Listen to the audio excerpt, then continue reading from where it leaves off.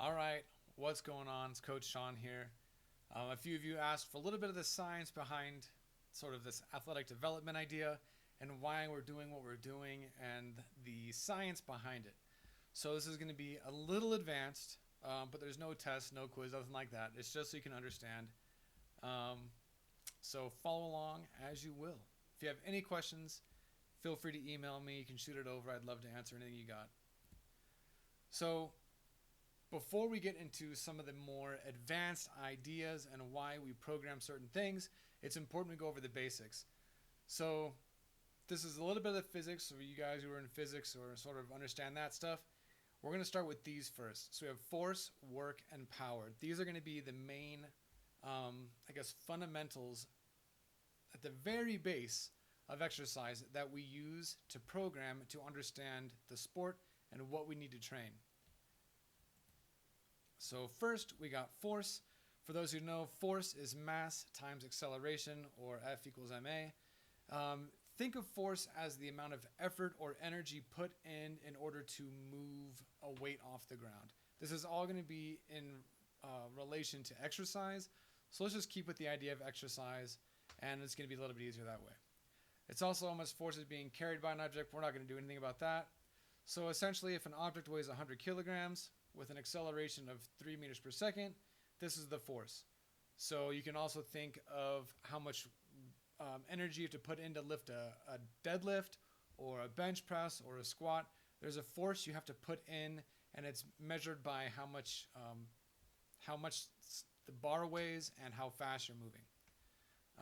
So if mass increases and acceleration stays the same, force is increased. If mass stays the same and acceleration increases, then force is also increased. So because they're related to each other, if one goes up, force goes up. If they both go up, then force tremendously goes up. So one of the things we're trying to work on with a lot of the athletes is if we get you to be slightly heavier, which is why we measure your body weight, if we get your mass up and we improve your acceleration through training, then your force goes up. And as your force goes up, as football players, you will be able to tackle sort of an offensive guy, or if someone tries to tackle you, you can truck them. So this is the idea of force. As we sort of progress, you can use force pretty much synonymous with weight, but we'll see. So then we use work. Work is force times distance. Basically, work is how heavy is the object. So you lifted a 100-pound deadlift and you moved 1 foot. So then there's an amount of work that goes into that. If force increases, then work is increased. If distance is increased, then work is increased. Same idea as before. So work is going to be the amount of energy that you're putting into a given movement. And we modify sort of what we want to see based on if you want to have you to do more work or less work, and you'll see why in a second. Then we have power. Power is going to be one of the bigger things we will ever work on, and it's going to be work over time. So now that we've gotten sort of the idea of work, of how much you're lifting times the distance is moving, now we want to divide that by time, and basically it's how quickly can you move the object, or like a barbell. So work is the force applied to an object times the distance traveled, then power is the concept of how fast you moved the weight. So a 100-pound deadlift, moving 1 foot, is sort of the work. If you do that in 10 seconds, that's a very slow deadlift, and the power is going to be very low because now you have the work divided by time, which is going to be fairly low because time is going to be the factor that makes this lessened. And so you want to be more powerful, you want to shorten the time. And so after training with Coach Buff and I, if you then can perform that same deadlift, but now you do it in 3 seconds, you've increased your power by a lot, pretty much. And so what we try to do is increase your power output, and that is going to increase pretty much the rest of your body. So then we use these concepts in order to program, and we create workouts in order to improve certain adaptations. We'll go over adaptations here in a second. but we use force, power, and work to now create workouts, and we program certain exercises and weights to now create adaptations. Now, the adaptations we use are going to be muscle size, strength, power, muscular endurance, and stability. We do a little bit of stability stuff. That's not really what this talk is going to be about. Stability is pretty self-explanatory, but this is going to be sort of why we pick certain weights and why we choose certain movements and why we want you to move fast or slow or whatever. So, the one thing we always use that was drilled into Coach Buff and I's brain in college is the force velocity curve. So the force velocity curve is a concept that shows a relationship between force and velocity. Basically, use force as weight, as we talked about before, and velocity is speed. So here we go. The force, the y-axis here is the force. So think of how heavy something gets. And then the velocity is going to be the speed. So this is, it gets faster going to the right and heavier as it goes up. And so using this, we start to manipulate and we understand why we're doing certain things and why we're promoting certain movements and certain weights to get the adaptation we want. So I'm going to leave this force velocity curve up so you can kind of keep an eye on it. It's always going to be here in the corner. So muscle growth, the scientific term is hypertrophy, which is growing muscle fibers. Muscle growth is typically increased by more work. And so the more you do, the more reps you do, you get bigger. There's also going to be this idea we'll talk about in a second of eccentric contractions. But think this is more bodybuilder-esque, higher sets and reps with weight being between 65 and 80%. This is always used for sports, and hypertrophy isn't exactly always a sport-specific adaptation. It's more of a bodybuilder thing or a general population muscle growth idea. We don't often use hypertrophy in sport-specific training, but we do have it with you guys, and so we're going to throw it in there and show you where it's at. It's not going to be on this force velocity curve, but it is somewhere within this sort of range here, which I'll talk about in a second. So the weight is between 65 and 80% of your 1RM. 1RM stands for 1 rep max, basically the most amount of weight you can lift one time for any given exercise. So to get muscle growth, you want to stick between 65 and 80%. You're going to be doing a ton of reps and a ton of sets, and that's where this is going to see. If you see us program like 4x12 or 3x10, something like that, that's going to be muscle growth for the most part. We don't typically do that anymore, but that's when you see that weight written down or those styles written down, this is what we're shooting for. Eccentric contractions, muscle fatigue, and progressive overload are going to be the mechanisms in which you grow muscle. Basically, there's two muscle contraction types. There's concentric and eccentric. Concentric is when the muscle shortens to flex, and so biceps are a pretty easy one. The muscle belly sticks up. And then eccentric is when you slowly lower it. People call them negatives, and you see the muscle gets longer, but it's still contracted, but it's longer. And that is eccentric contractions. So with more eccentrics, you get more muscle growth. You can also get a little bit more of this neuromuscular stimulation stuff, which we're not really going to talk about, but that's where that comes from. You want to get muscle fatigue, where you want to kind of get worn out a little bit. You want to get this different chemicals building up so that you feel a little bit more worn out. That's where muscle growth comes in. And progressive overload, basically always make it a little bit heavier over time.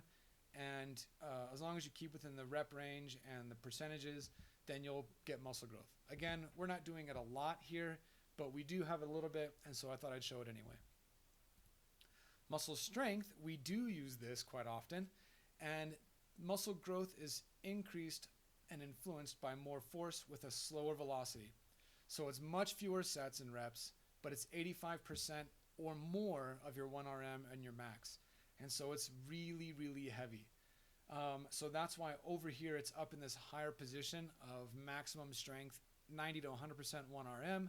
But as you can see, if it's linked right here on this curve, you can see it's moving very, very slowly, which means you're not gaining much power, you're not getting faster, you're not really doing any of that. All you're doing is basically getting stronger. which is fine. There's a time and a place for it, but not everything needs to be this heavy because it doesn't have the adaptations we need. With muscle strength, you want concentric contractions, so you want to get it tighter. You want to use everything you've got to pull the muscle up, and you can typically drop it or release it, whatever, and that's how you get that. Very low fatigue and lots of recovery. So these sets you'll see 1x3, 2x1, 1x1, 3x1, something really, really low that is very, very heavy. It's very slow and very heavy. Now, muscle strength, because it is moving so slow, this won't always increase your jump. It won't make you faster. It won't do different things on its own. And so there is ways that we can kind of mix and match these different things to make different adaptations. But essentially, when we often see people just trying to go heavier and heavier, if we're trying to develop power in you and you just keep increasing the weight, so now you're barely moving and this weight is lifting very, very slowly, then you're not getting the power that we want to develop out of you. And you're actually kind of making yourself a little bit, I wouldn't want to say worse, but not as optimal and not as athletic as you could be, because all you're doing is getting stronger, but that doesn't always translate to sport very well. So there's a reason why we do different things. And when we tell you to keep it light, move fast, there's a reason, because we don't want you to stay in here where you're super slow. We want you to be down in here, which we'll get to next at muscle power. So muscle power leads to athletic and explosive movements all the time. Jumps, sprints, change of direction when you're cutting, when you're throwing, when you're coming off the line, when you're standing and jumping, all types of stuff is directly related to power. Power is usually written by medium to a very few reps like before in sets with a range of weight between 5 and 80% of your max. So basically all of this can be used for power. Now I know there's peak power you see here and strength, speed, and speed strength and all these different things. I'll get to that in a second. But it must be fast. If speed isn't used, it will become a strength exercise and power will be diminished, which I just talked about. If you're moving too slow, you're not getting more powerful, and you're actually going to be slower off the line. You're not going to run as fast. You're just strong in the gym, and that's pretty much it. So when you think strength, power, or that we're kind of looking at, strength, speed, is going to be sort of that power clean that we have you do. So it's going to be pretty heavy as you've done it, but it's still powerful enough that you're getting the bar way up into your shoulders. If it was much heavier than that, you typically cannot clean what you can max a deadlift. I don't know many people who can do that because most of the time you can deadlift way more than you can clean. So the fact that you can get the bar up means it is a power movement, but if you're still struggling with it and you can't really hit it, then you're not really getting this anymore. You're kind of beyond this, and now you're slowing yourself down. You're not getting as powerful as we need you to be. So it's always important to be able to do the movement correctly, the way we're prescribing it, because that is what we're trying to develop in you. We're not trying to make you decrease weight because we want you to feel embarrassed. We genuinely don't care what the weight is you're moving. We are looking for speed. We're looking for power. We're looking for technique. We're making sure that you're moving as fast as we want you to be with a weight that is doable. For those of you who can clean like 100 pounds, we don't want you to put 20 pounds in the bar and only be cleaning 65 because we know you're more capable of that. And if you go too light, you're going to be going all speed and no power, which means you can run really fast, but you're not carrying any force behind you. And so as soon as you put any of those pads on, you're going to be slowed down. And so what we want you to do is to increase your power under weight, which means you can now put weight on your shoulders and wear your pads and be fine to move around. So that's what strength speed is. It's really heavy, but you're still very powerful. Now, speed strength down here and max velocity, this is going to be really, really light, but you're moving incredibly fast, which again on here is the rotational medicine ball throw. When we have you throw it against the wall, we know you can probably throw 50, 60, 70 pounds, but we're trying to get you to move as fast as possible with a little bit of load, which is why you're way down here at 30 to 60% of your 1RM, sometimes even lower than that.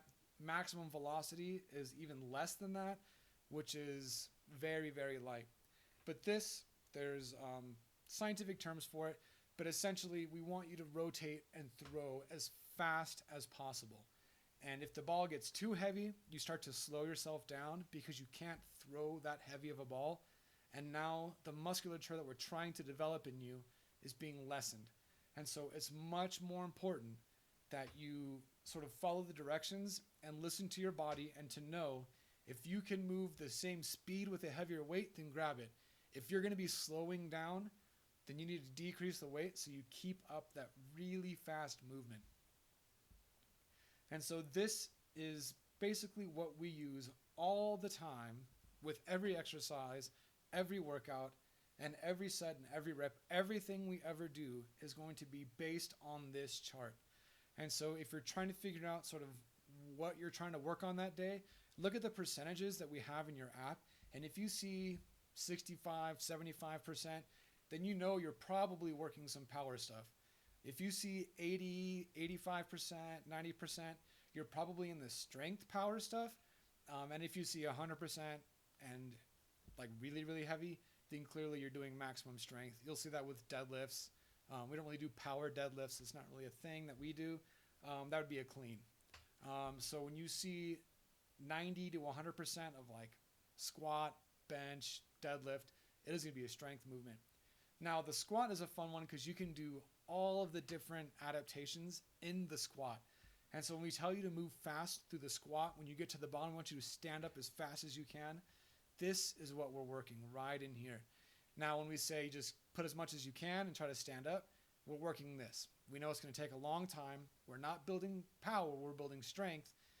With that strength, you can now change all these weights in different ways, and we can increase and improve different adaptations depending on what we need of you.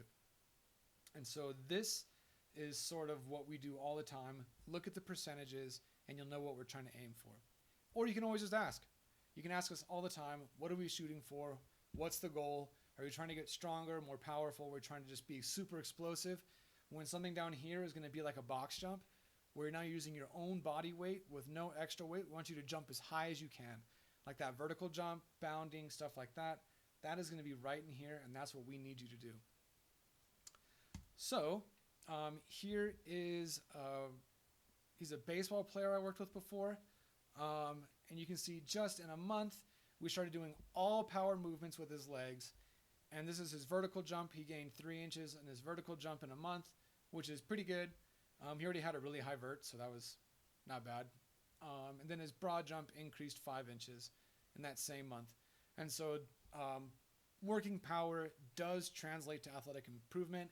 He was a pitcher, and so it was important that I increased his throwing capacity, and a lot of pitching is done in the legs, as you know. So I know it's a pitcher and not football, but same ideas apply.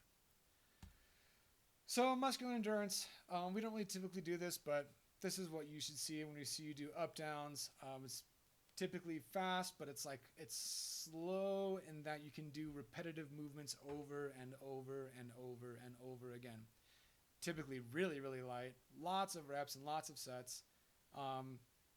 This should say high volume. I don't know why I said that. High volume.